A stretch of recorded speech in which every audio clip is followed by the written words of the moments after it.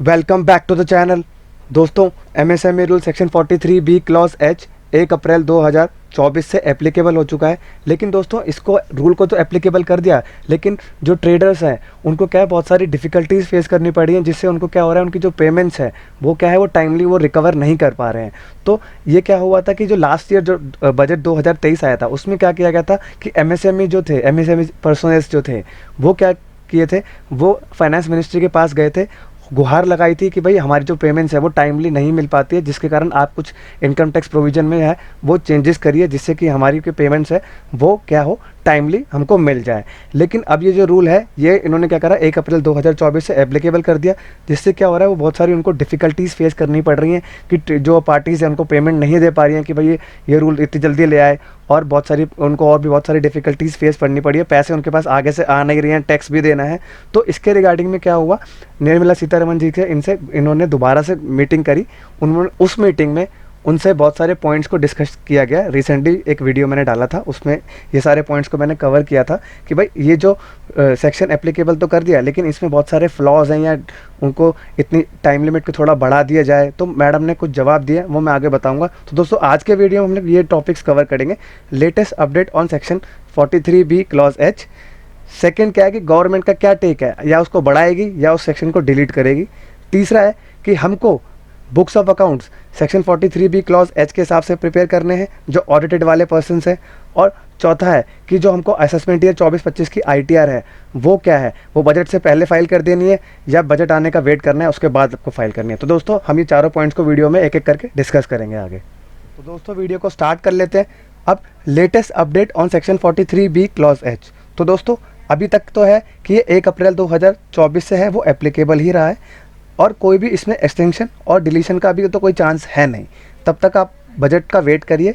अगर बजट में कुछ आता है तो इसके आगे हम लोग वीडियो बना के मैं आपको बता दूंगा कि क्या क्या चेंजेस आए हैं। अभी तक तो यह है कि इसके सारे के सारे प्रोविज़न जो है सेक्शन के, वो एप्लीकेबल अभी तक तो रहेंगे।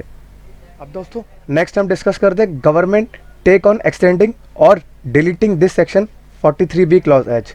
अब दोस्तों, यहाँ पे 4 पॉइंट्स हैं, इसको मैं आपको एक एक करके समझा देता हूँ।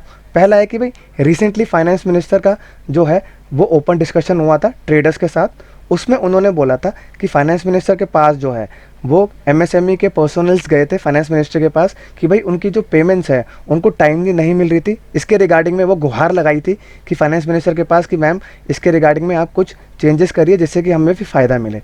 तीसरा पॉइंट है, अब फाइनेंस मिनिस्टर ने क्या किया, उनकी जो गुहार थी उसको कंसीडर किया और क्या करा, अमेंड कर दिया एमएसएमई रूल को भी और इनकम टैक्स रूल को भी। अब चौथा पॉइंट है, अब एमएसएमई वाले पर्सन जो हैं वो बोल रहे हैं कि भाई हमें तो क्या है, बहुत सारी डिफ़िकल्टीज़ फेस हो रही हैं ये रूल आने के बाद, तो मैम आप क्या करिए, इसको जो है या तो इसकी डेट बढ़ा दीजिए या इसको आगे कर दीजिए, जिससे कि हमको बहुत टाइम मिल जाए, तो जिससे कि हमें पेमेंट्स के लिए बहुत सारे अरेंजमेंट्स करने पड़ते हैं। इसके रिगार्डिंग में हमको इसका एक्सटेंशन या डिलीशन भी मांग सकते हैं। अब नोट क्या है कि अगर आपको कोई भी अपडेट लेना है तो क्या है कि आपको फाइनल बजट का वेट करना पड़ेगा। तब तक अभी ये जो रूल है, आप रूल के ऊपर आपको कोई भी एक्सटेंशन और डिलीशन का अभी कोई चांस है नहीं, तब तक आप वेट करिए। और दोस्तों, मैम ने एक और पॉइंट इसमें रेज़ किया था, अगर आपने सपोज़ करिए 23-24 में कोई पेमेंट करी है, तो 23-24 की जो पेमेंट है वो पूरे साल में अगर आपने क्लियर कर दी तो आपको इस रूल का जो भी बेनिफिट है वो मिल जाएगा, और आपको जो खर्चे का बेनिफिट है वो भी इसमें मिल जाएगा। तो और अगर सपोज़ करिए आपने 23-24 के बाद, साल ख़त्म होने के बाद 24-25 में उस की पेमेंट करी, तो उसी ईयर में जो होगा आपको उसका बेनिफिट दिया जाएगा। तो ये मैम ने, हम लोग अगला पॉइंट डिस्कस करते हैं कि क्या हमको books of accounts section 43 B clause H के अकॉर्डिंग बनाने हैं। तो इसका जो जवाब रहेगा वो येस रहेगा कि भाई आपको जो बुक्स ऑफ अकाउंट्स है वो इस सेक्शन के अकॉर्डिंग ही बनाने हैं। लेकिन आपको क्या करना है, बजट तक का वेट करना पड़ेगा। अपने बुक्स को आप प्रिपेयर कर लीजिए और उसमें जो है क्रेडिटर्स को अपना साइड कर दीजिए, अपना एक्सेल एक शीट बना लीजिए, और टैली को जो भी आपका सॉफ्टवेयर है उसको आप अपना एज इट इज़ रखिए, और एक क्रेडिटर्स की जो है वो आप लिस्ट बना लीजिए, जिसमें आपने जो है उनकी पेमेंट्स को होल्ड किया हुआ है या नहीं दिया 45-15 दिन के अंदर अंदर, उनकी लिस्ट बना लीजिए। और वेट करिए कि आपका जो बजट आएगा, अगर उसमें कुछ ऐसे चेंजेस आते हैं या डेट बढ़ जाती है या डिलीट हो जाता है, तो आपको क्या करना है, उन क्रेडिटर्स का कुछ नहीं करना, एज इट इज़ उनको हटा देना है। तो जैसे कि जैसे चलती आ रही है वैसा जो नॉर्मल चलता रहा था वैसा ही रहेगा। अगर कुछ चेंजेस आते हैं तो उन क्रेडिटर्स को आप क्या करिए, अपना लिस्ट बना के रखिए और अपना जो टैक्स ऑडिट का जो रिपोर्ट होगा उसमें आपको क्या करना है, ITR के टाइम पे आपको अपना अपलोड कर देना है। तो आप बुक्स ऑफ अकाउंट्स तो आपको वैसे ही बनाने हैं जैसे आपको सेक्शन 43B क्लॉज H के हिसाब से, बट बजट का ही वेट करना है बस आपको।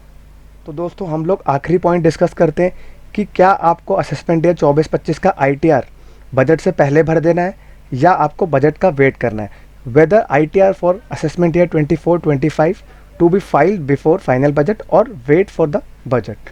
तो दोस्तों अब यहाँ पे रहेगा कि आपको बुक्स ऑफ अकाउंट्स जो है वो आपको सेक्शन 43B क्लॉज H के हिसाब से ही प्रिपेयर कर रहे हैं, बट आपको जो अपना ITR भरना है वो आपको क्या करना है, ड्यू डेट से पहले या बजट से पहले आपको नहीं भर देना है, जिससे कि आपको बाद में कोई डिफ़िकल्टी फेस करनी पड़े। अगर ये इसमें इन रूल में जो भी चेंजेस आते हैं या चेंजेस नहीं भी आए तो आपको अगर चेंजेस आते हैं, भारी चेंजेस आते हैं तो आपको बहुत डिफ़िकल्टी फेस करनी पड़ेगी, रिटर्न को रिवाइज़ भी करना पड़ सकता है।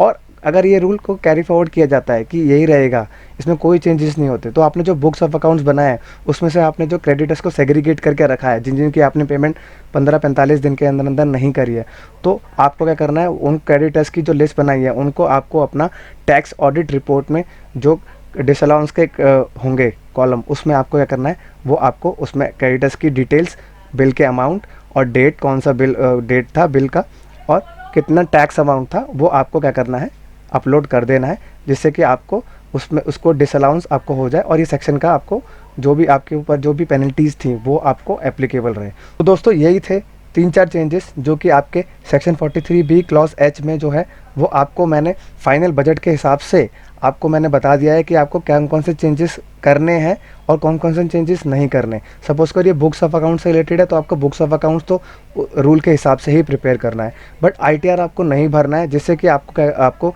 कोई भी डिफ़िकल्टी आगे फेस ना करनी पड़े। और जो लेटेस्ट जो पॉइंट्स डिस्कस हुए थे निर्मला सीतारमण जी से, वो भी मैंने आपको बता दिया वीडियो में। और अभी तक तो है कि भाई जुलाई तक तो ये रूल आपका रहेगा और मुझे 90% चांसेस हैं कि ये जो रूल है इसको क्या है, हटाया ना जाए। इसको क्या कर सकते हैं कि इसको 1 साल के लिए बढ़ा सकते हैं या इसकी जो टाइम लिमिट है उसको बढ़ा देंगे, लेकिन जो चीज़ एक बार इनकम टैक्स डिपार्टमेंट ले आया, फाइनेंस मिनिस्ट्री वाले, उसको बहुत रिवर्ट करना बहुत मुश्किल होता है। तो दोस्तों अगर ये वीडियो इन्फॉर्मेटिव लगी हो तो चैनल को लाइक, सब्सक्राइब और शेयर करिए और बेल आइकन भी प्रेस कर दीजिए, जिससे कि मैं आपके लिए ऐसे ही इन्फॉर्मेटिव वीडियोज़ लेके, अपडेटेड वीडियोज़ लेके आपके पास हर रोज़ आता रहूँ। Thank you very much.